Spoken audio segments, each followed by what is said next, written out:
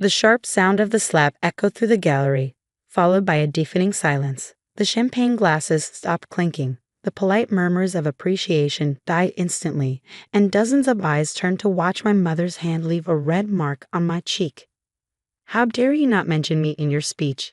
she hissed, her perfectly manicured fingers trembling with rage. "I gave you your artistic talent. I was the one who painted before you were born. My name is Emma Sullivan, and at 28, I was experiencing both the best and worst moment of my career simultaneously. My first solo exhibition, Shadows of Silence, had just opened at the prestigious Morton Gallery in downtown Seattle. The collection represented 3 years of work, countless sleepless nights, and every penny I'd saved from teaching art to elementary school kids. The irony wasn't lost on me. The exhibition centered around the theme of finding one's voice through art, and here I was being silenced at my own opening. My mother, Diana Sullivan, stood before me in her designer dress, her face contorted with the familiar mixture of disappointment and anger I'd grown up with. Behind her, my newest piece, Unspoken, seemed to mock the situation, a large canvas filled with mouths sewn shut with golden thread. I touched my cheek, feeling the sting of her hand, and 28 years of similar moments. The time she belittled my early drawings because they didn't match her artistic vision.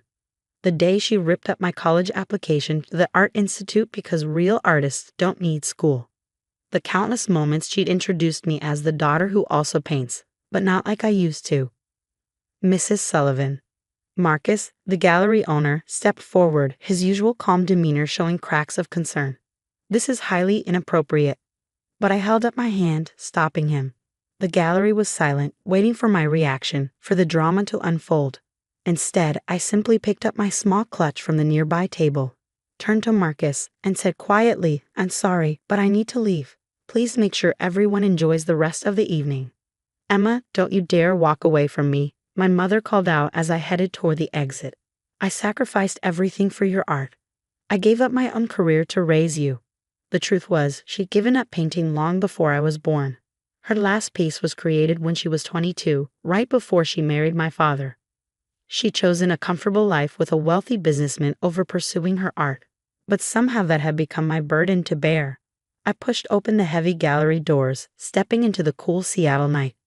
Behind me, I could hear Marcus attempting to salvage the situation, directing guests toward the open bar. My mother's voice carried through the doors, now playing the victim. She's always been so dramatic, just like her father. I walked to my car, my heels clicking against the wet pavement. Inside, I finally let out the breath I'd been holding. My phone started buzzing. First my mother, then my father, probably calling to tell me to apologize to her. I turned it off. Starting the engine, I caught my reflection in the rearview mirror. The red mark on my cheek was fading, but something in my eyes had changed. It was as if the last thread holding me to my mother's version of my life had finally snapped. I drove to my small studio apartment, the one my mother called beneath our family's status, the space that had witnessed the creation of every piece in tonight's exhibition. The walls were splashed with paint, canvases leaned against every surface, and in the corner stood my next project, a massive blank canvas I'd been saving for something special. Looking at it now, I knew exactly what it needed to become.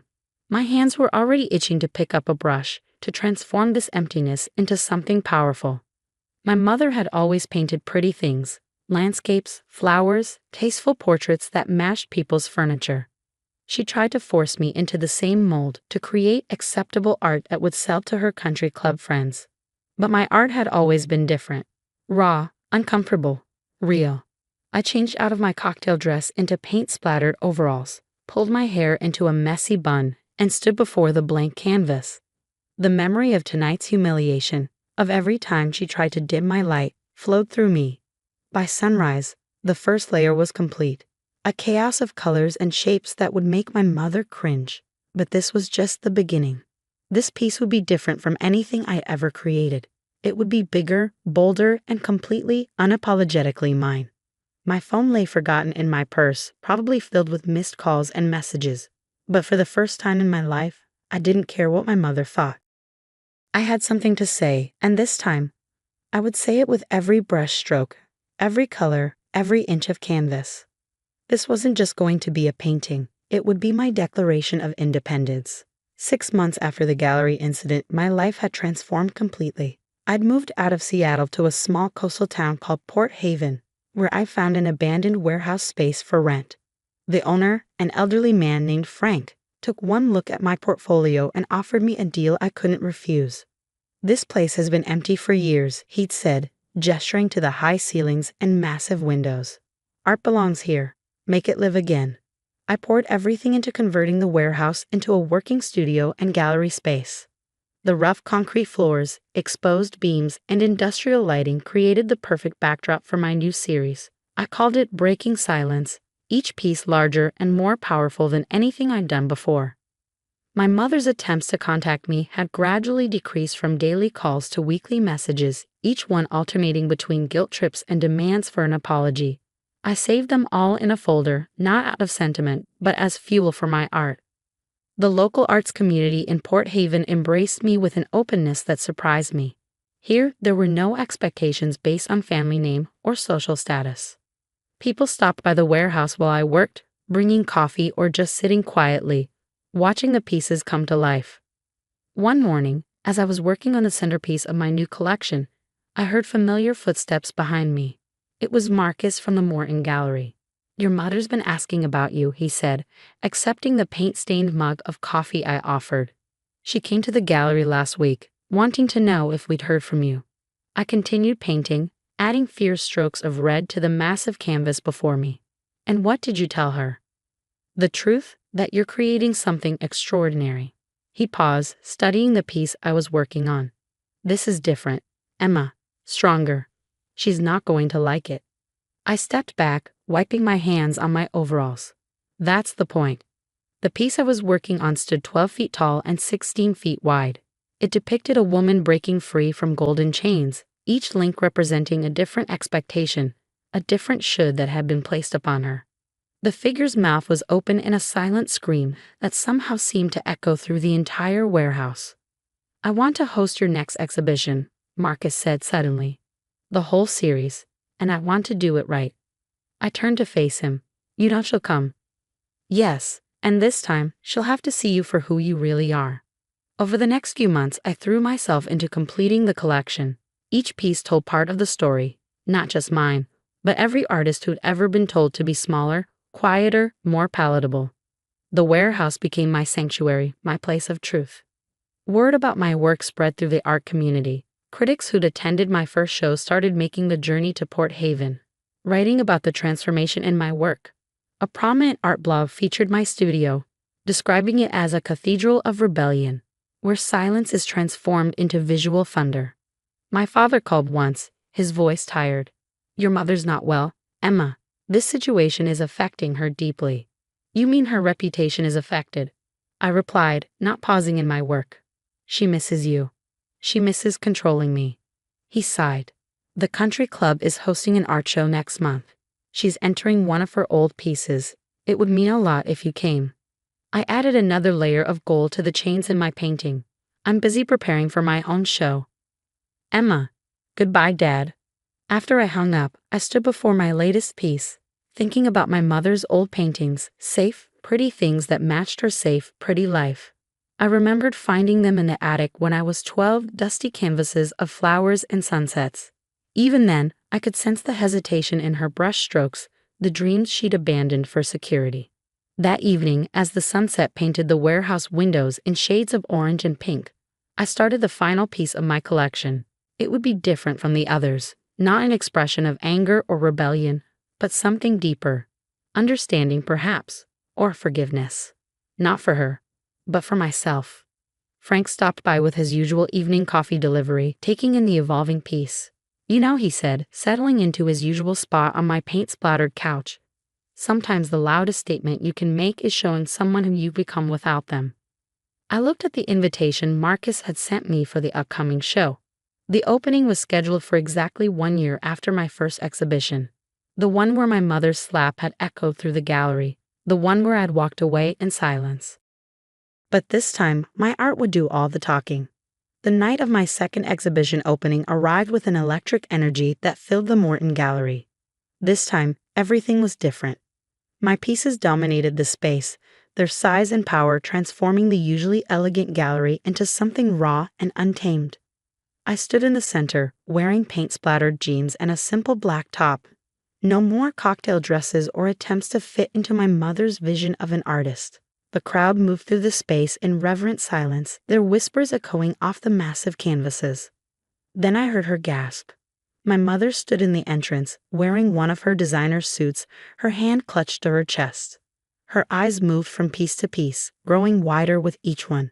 I watched as she took in the story they told. The golden chains, the sewn mouths, the breaking free. But it was the final piece that stopped her in her tracks. I titled it Echo. It showed two women painting, one confined within rigid, gilded frames, creating safe, pretty pictures, while the other broke through her canvas, her art spilling beyond boundaries in a glorious chaos of color.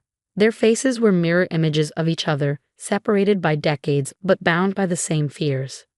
"It's you," Marcus whispered beside me. "Both of you." My mother stepped closer to the painting, her hand reaching out but not quite touching the surface. For the first time in my life, I saw her fingers trembling not with anger, but with something else. Recognition, perhaps. "Mrs. Sullivan," Marcus said formally, "welcome to Emma's new collection." She didn't respond, still staring at Echo. I noticed she aged somehow in the past year, or maybe I was just seeing her clearly for the first time. The carefully maintained facade had cracks in it now. "The one in the frame," she said finally, her voice barely audible. "That's me." "It's both of us," I replied, speaking to her for the first time in a year. "It's who we were before we found our real voices." She turned to face me, and I braced myself for the familiar criticism. The cutting remarks about technique or subject matter, or how I was embarrassing the family name. Instead, tears slid down her perfectly made-up face. "I stopped painting because I was afraid," she whispered. "Afraid of not being perfect, of what people would say. And then I tried to make you into what I thought was safe." The gallery seemed to hold its breath. This wasn't the dramatic confrontation people might have expected. This was something quieter, more profound. "I know," I said simply. She looked around at my other pieces, really seeing them now. "You're so much braver than I ever was." I had to be. Every time you tried to make me smaller, my art had to grow bigger. A small crowd had gathered, watching our interaction, but for once, my mother didn't seem to notice or care about her audience. She walked slowly through the exhibition, stopping at each piece, her shoulders gradually losing their rigid posture. When she reached breaking silence, the centerpiece of the collection, she stood for a long time, just looking up at it. Finally, she turned to me. "I have something to show you," she said, opening her large handbag. She pulled out a small canvas, no bigger than a book. I started painting again after that night. The painting was rough, unpracticed, nothing like her old, polished works. It showed a small figure standing at a crossroads, surrounded by shadows. It wasn't technically perfect, but it was real, honest. "It's not very good," she said softly, "but it's true." I took the canvas from her hands, studying it. "This is the most beautiful thing you've ever painted." Frank, who had driven down from Port Haven for the opening, appeared at my side. "Sometimes," he said, his wise eyes twinkling, "we have to break apart to find our real selves."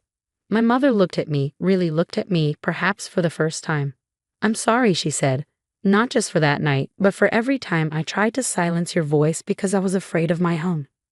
I handed her back her small canvas. "Keep painting," I said. "Not for anyone else. Just for you." She nodded, clutching the painting to her chest. Then, without warning, she hugged me. Not her usual stiff, social embrace, but something real and a little desperate. I felt her tears on my shoulder. The exhibition was a tremendous success.